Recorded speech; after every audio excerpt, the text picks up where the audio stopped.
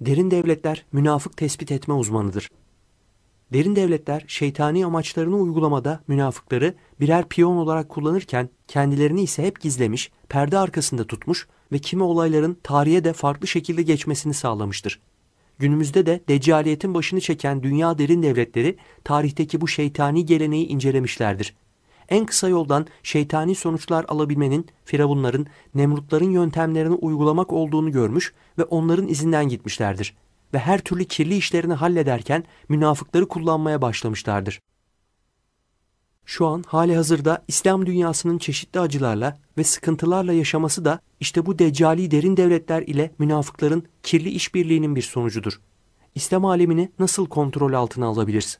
Müslümanları nasıl etkisiz hale getirebiliriz diye düşünen deccaliyet güçleri en etkili yolun münafıkları kontrol altına almak ve menfaat sunarak onları istedikleri gibi yönlendirmek olduğunu görmüşlerdir.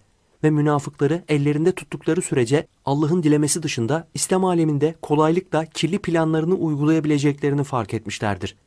Münafık Allah'tan korkmadığı, alçak karakterli, büyüklük, üstünlük, makam, mevki, para ve çıkar peşinde koşan psikopat ruhlu bir varlık olduğu için derin devlet mensupları münafıkları kolaylıkla Müslümanların başına bela olacak hale getirmeyi başarmışlardır. Hemen her ülkede çeşitli menfaatler sunarak ellerinde tutmayı başardıkları binlerce münafık ile dünya çapında etkili çok büyük şeytani organizasyonlar oluşturmuşlardır. Bunlardan bir kısmı Müslümanları ümitsizliğe sevk ederek, bir kısmı Müslüman toplumlarını birbirlerine düşürerek, bir kısmı da muhbirlik yapıp derin devletlere istihbarat sağlayarak kargaşa çıkarmışlardır. Bir kısmı ise Müslümanların malını mülkünü talan edip onları fakirleştirerek ya da savaş ve katliam kışkırtıcılığı yaparak kitle imha bombalarını organize edip oluk oluk kan akıtılmasını sağlayarak İslam dünyasında büyük bir tahribat meydana getirmişlerdir. Ancak Müslümanların tüm bu anlatılanları kendi yaşadıkları ortamdan çok uzakta gelişen oyunlar olarak görmemeleri gerekir.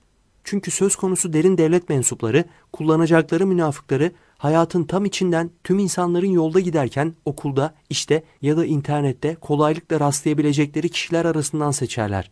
Herhangi bir ülkede bir hastanede çalışan başarılı bir doktor, her gün yazıları herkes tarafından takip edilen tanınmış bir yazar, çok fazla sempatizanı olan bir şarkıcı ya da devlet dairesinde çalışan sıradan bir memur, Facebook, Twitter, Instagram gibi sosyal medya platformlarında takip edilen herhangi bir insan bu derin dünya devletlerinin piyonlarından biri olabilir.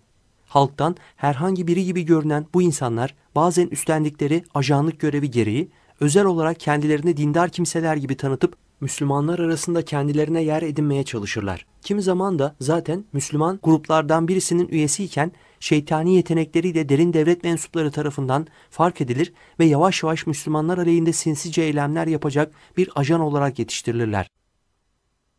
Şeytanın, deccallerin ve derin devletlerin münafıklarla olan bu işbirliğine ve yüzyıllardır İslam dünyası üzerinde oynadıkları oyunlara karşı her Müslümanın çok dikkatli olması gerekir.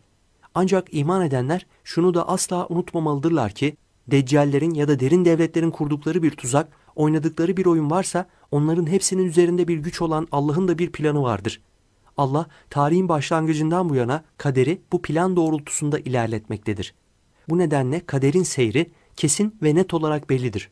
Dolayısıyla küfrün bu oyunlarından ve tuzaklarından tedirgin olmakta yersizdir.